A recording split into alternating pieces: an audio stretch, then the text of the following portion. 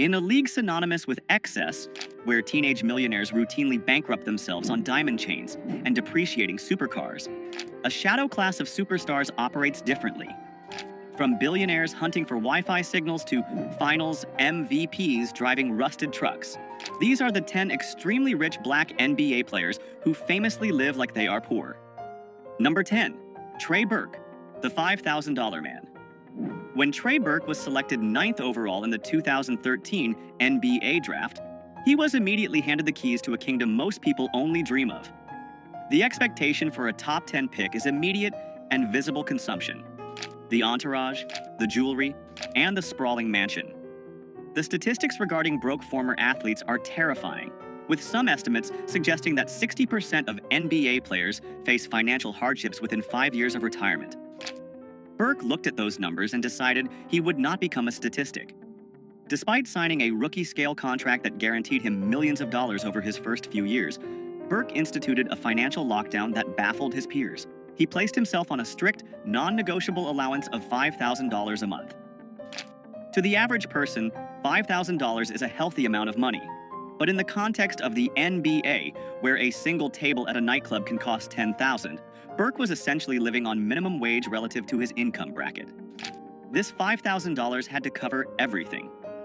It wasn't just fun money. It was his operating budget for food, gas, clothing, and daily essentials. If he wanted a new pair of designer shoes, he had to check his balance. If he wanted to treat friends to dinner, he had to calculate the cost. It was a self-imposed scarcity designed to simulate the real world while his actual millions sat in investment accounts, compounding untouched. Burke's philosophy was simple. If he could learn to be happy and functional on a budget that didn't require an NBA salary, he would never be beholden to the game. While other rookies from the class of 2013 were leasing fleets of cars and burning through their signing bonuses, Burke was building a financial runway. He understood that the hardest position to play in professional sports isn't point guard. It is the role of the disciplined man who says no to the lifestyle the world expects him to live. Number 9. Grant Hill. The old money mindset.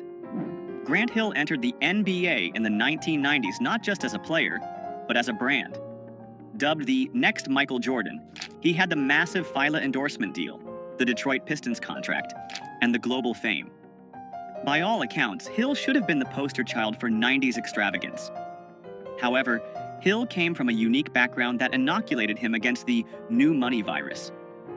Hill understood the difference between being rich and being wealthy. Rich is the player who signs the check.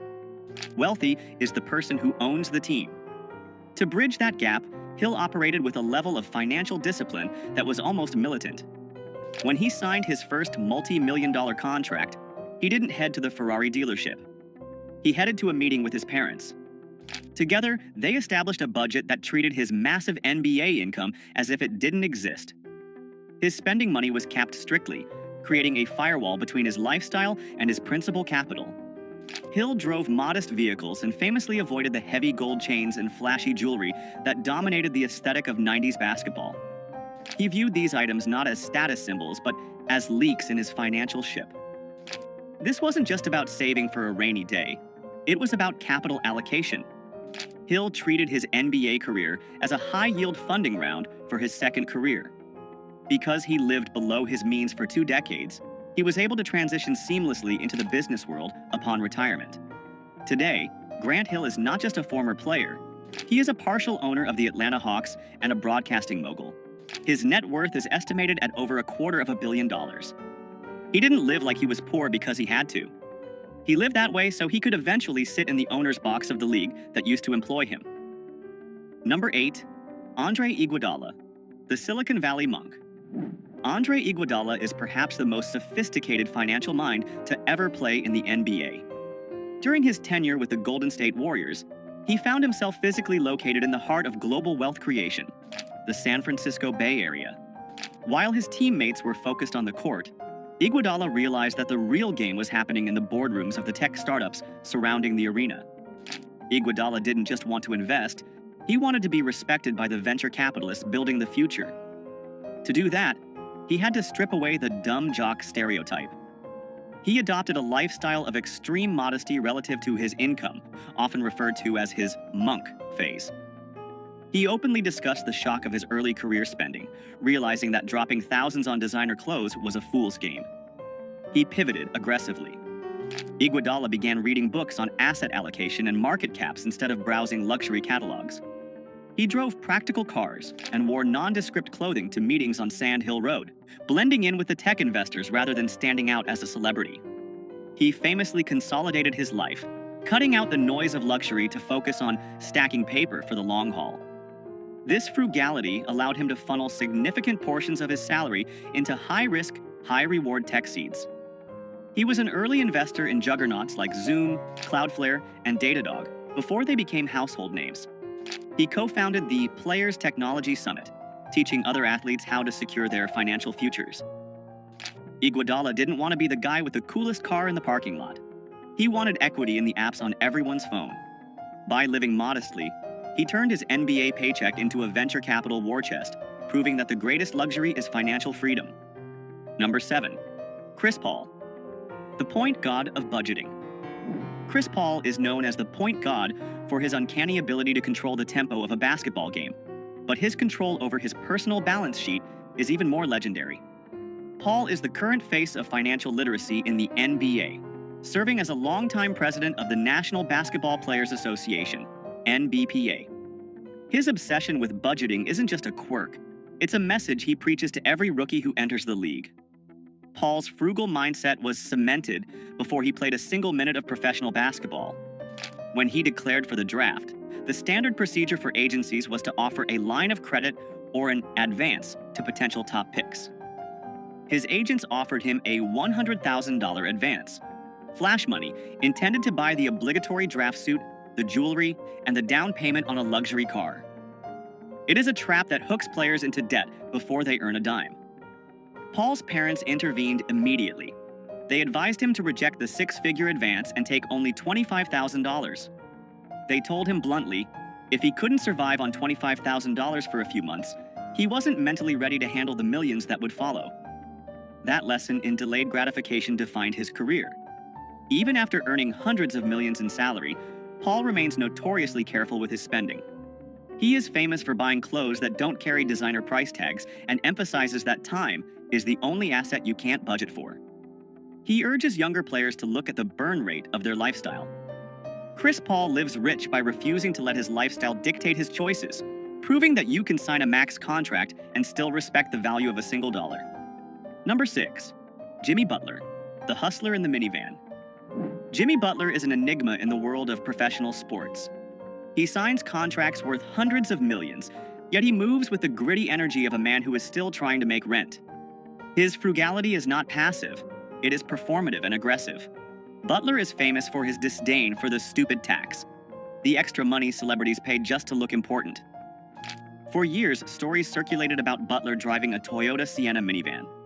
This wasn't because he couldn't afford a Bugatti. He owns high-end cars. But he frequently chose the minivan because of its utility and anonymity. In a minivan, nobody asks for money. In a minivan, you can navigate the city without the flashing lights of paparazzi. It was a strategic choice to live below the radar. But the absolute peak of his poor mindset occurred during the 2020 NBA bubble in Orlando. While other multimillionaire players were complaining about the amenities and the food, Butler saw a gap in the market.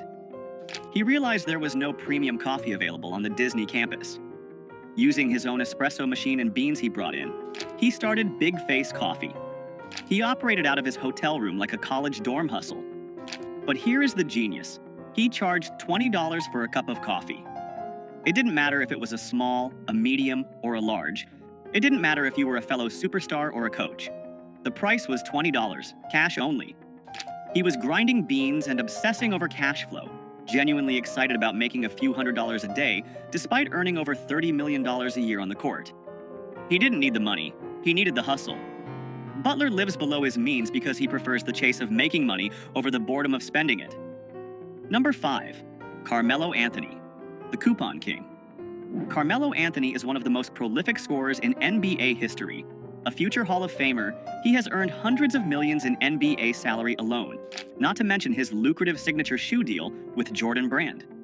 He has the means to buy entire grocery store chains, let alone the groceries inside them. And yet, if you were to stand behind him in a checkout line, you might see him scanning a digital coupon.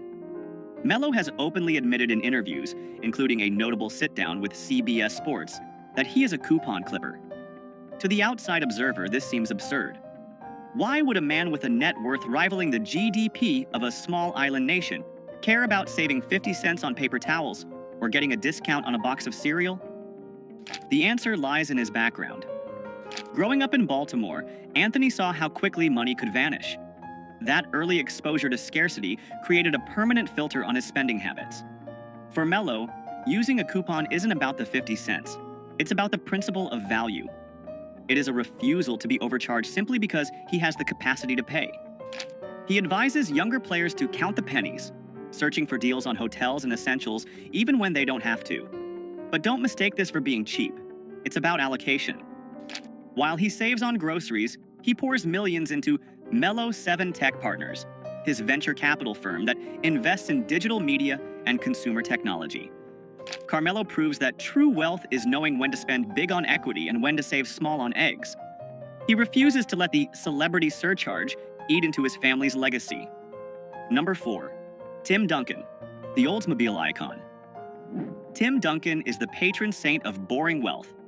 In a league of peacocks, Duncan was a tortoise, slow, steady, and armored against nonsense.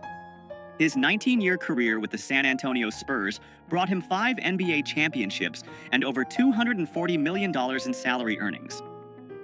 Yet, if you saw him at a gas station in San Antonio, you would assume he was an IT manager on his way to a casual barbecue. Duncan famously rejected the fashion runway culture of the NBA. He wore oversized flannel shirts and baggy jeans that looked like they were purchased from the clearance rack of a big box store. He didn't wear them to be ironic. He wore them because they were comfortable, and he saw no logic in replacing clothes that were still functional. His approach to cars was equally utilitarian but passionate. While his teammates were leasing the latest Bentleys and Rolls-Royces, Duncan was often seen driving a customized, but decidedly unflashy, Oldsmobile. This wasn't because he hated cars. In fact, he loved them so much he opened his own auto shop, Blackjack Speed Shop. But he viewed cars as machines to be worked on, not status symbols to be displayed. His poverty lifestyle was actually a masterclass in indifference. He simply did not care about the opinions of others. He didn't need a stylist. He needed a rebound. He didn't need a VIP section. He needed a quiet dinner. This lack of ego in his spending protected him from the sharks that circle NBA stars. Tim Duncan didn't just save money. He saved energy. He retired as one of the wealthiest players in history, not because he made the most, but because he spent the least on things that didn't matter. Number 3. Giannis Antetokounmpo, the scarcity survivor. For Giannis Antetokounmpo, living like he is poor isn't a financial strategy. It is a muscle memory. Growing up stateless and impoverished in Greece, he sold trinkets and DVDs on the streets of Athens just to help his family eat. That level of trauma wires the brain differently than any American superstar could understand. When he landed in the NBA, the sudden influx of millions didn't fix the trauma of poverty. It just amplified his fear of losing it all. The stories of his early frugality are legendary. In his rookie year, Giannis famously went to a Western Union to send all of his available cash back to his family in Greece. He sent so much that he didn't leave enough for a cab fare to the arena on game day. Realizing his mistake, he didn't call a limo service. He literally started running down the street toward the stadium until a couple of fans recognized him and gave him a ride. He didn't view his bank account as a bottomless pit. He viewed it as a miracle that could disappear if he blinked. Even after signing a Supermax contract extension in 2020 worth $228 million, Giannis maintained his cheap habits. He was famously caught on video, celebrating a free smoothie, genuinely excited about saving a few dollars. He used to share basketball shoes with his brothers because he couldn't fathom owning multiple pairs.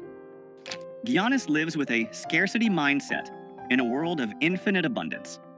He constantly reminds himself that the luxury isn't guaranteed. He collects free water bottles from team facilities, not because he can't afford water, but because waste feels like a sin. He doesn't spend like a king. He spends like a survivor who remembers exactly what hunger feels like. Number 2. Kawhi Leonard, the gas guzzler. Kawhi Leonard is the ultimate glitch in the NBA matrix.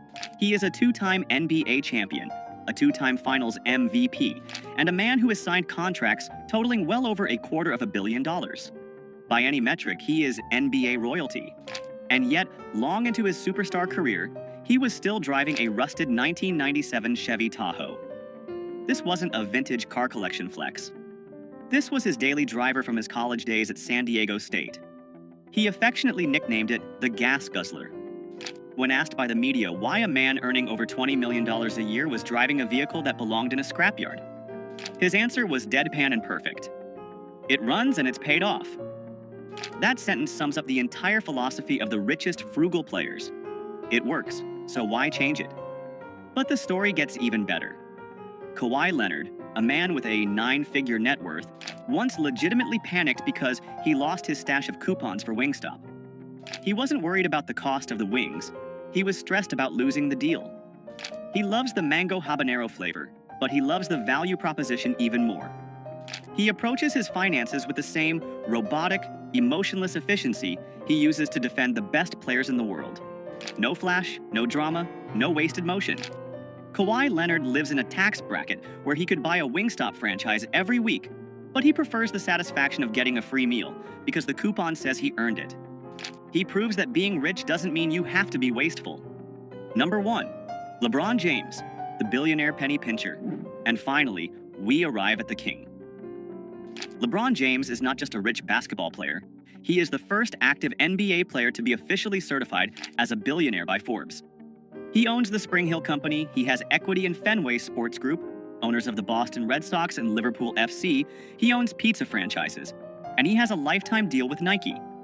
His empire is vast, his reach is global, and his wallet is practically bottomless. And yet, he is arguably the cheapest player in the history of the league when it comes to small expenses. This isn't a rumor, it is a locker room fact confirmed by his best friend, Dwyane Wade. LeBron James, the man who could buy a streaming service outright, refuses to pay $4.99 a month for ad-free Pandora.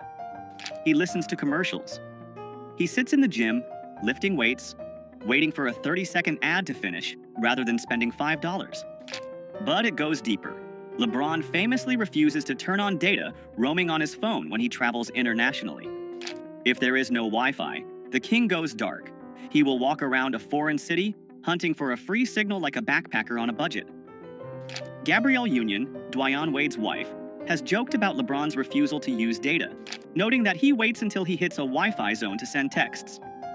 He has admitted to being cheap with his personal day-to-day spending, despite donating tens of millions to charity and building an entire school for at-risk kids in Akron. And that is the ultimate lesson. LeBron James isn't cheap because he loves money. He's cheap because he hates waste. He understands that becoming a billionaire isn't just about the big checks you cash, it's about the millions of tiny leaks you plug. He treats $5 with the same respect he treats $5 million. He lives like he's poor in the small moments, so he can live like a king in the moments that change history.